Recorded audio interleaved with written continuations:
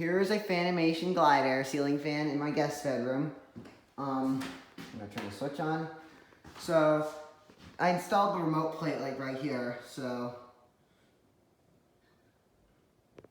But when the painters come in and repaint this room, then I need to take the remote off so I can get it out of the way. And this is black. Sort of reminds me of a British Airmaster relight or a Vortis Nordic decor. Well, flush mount, let's compare it to the quad. Here's the quad in my room. It's not running right now. It's more narrower because it's on a wall control. Well, I'm using a remote receiver, so I need the big one. So here is the remote. Let's take it to low. Has that interesting noise when I turn it on. That's what newer Fanimations do. Has the drone make that noise? Or no? I know it's beeped with the older TR205 remote. This is the newer one. And it does include FanSync Bluetooth, which is what they use for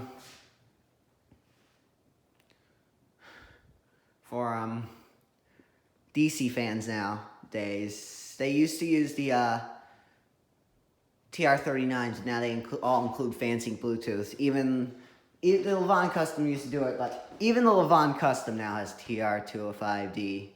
So here is low. Let's take it to a good medium low.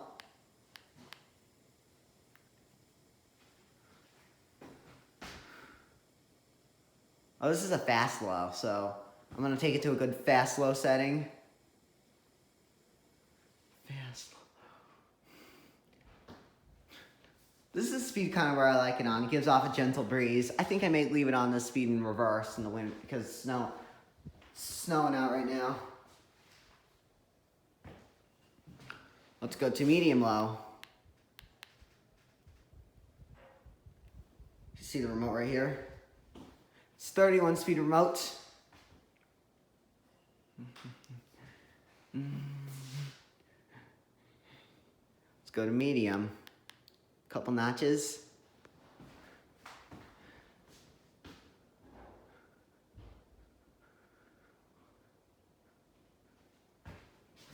Then medium high.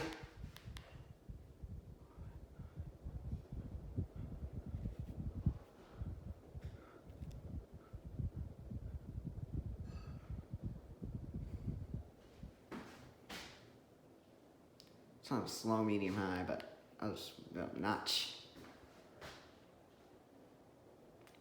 Well, these remotes are really fancy.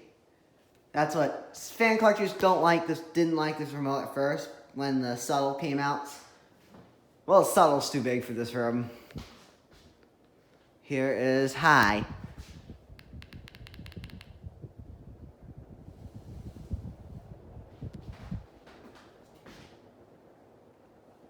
Doesn't look like high. Here we go. These remotes are kind of fancy. I get used to them. Well, me too. I've played with it a little bit, like when I went to Fanimation back when I was a kid. And I never knew what those remotes did. And I never knew how to change the speed, never knew how to turn it off.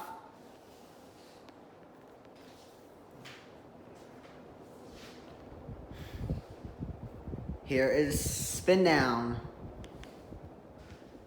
Spin down's really quick, so. This fan is not on the light, so we don't need to use the light function.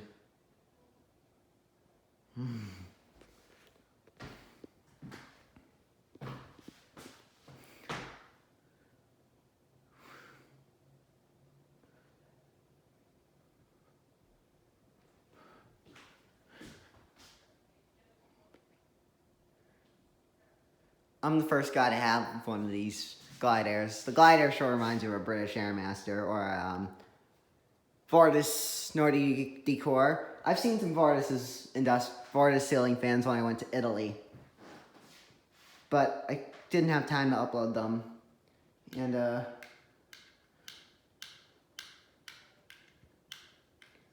well, they couldn't upload because it was taking up all the memory of my phone. And I was filmed with my iPhone 6, and my camera was still broken, my iPhone 7, so reverse. Take it all the way to low.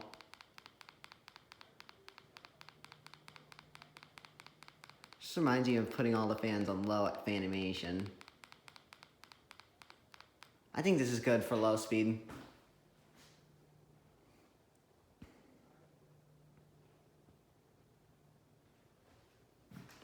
It's a really nice, classy low speed. It's almost, they want to copy Casablanca in Teletouch, so.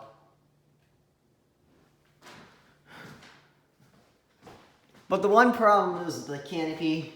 My grandfather's pretty tall, so he may bang his head to the blades, and also my Uncle John is pretty tall. But I'm not tall enough yet. It's okay for my dad, so I'm gonna go to kind of a medium setting. If this is not enough, I'll notch it up below more. Yeah, this is not enough, so do this.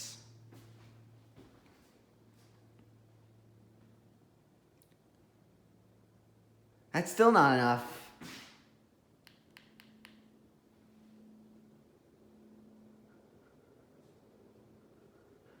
This is back when I had the Concept 2 in here. This flush fan takes a little whistling sound.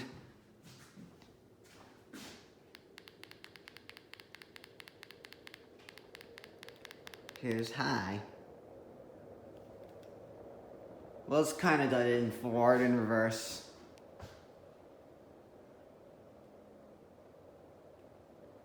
Now let's reverse it back. Put it with the sun. Now I'm gonna do startup noise.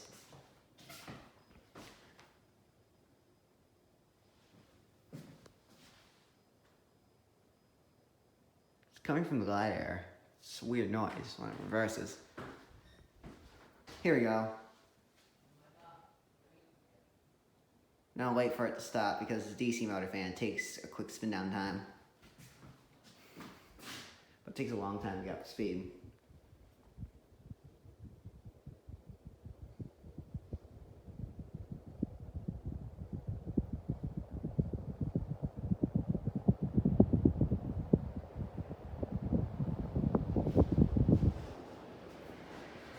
This window's open just a little bit.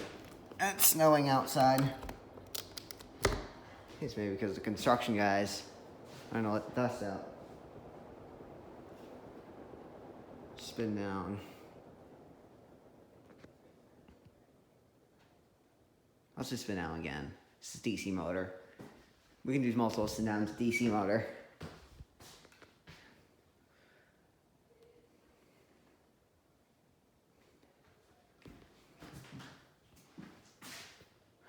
It's just like modern forms, how they make the weird startup noise when you turn it on from high. Here's the startup beep.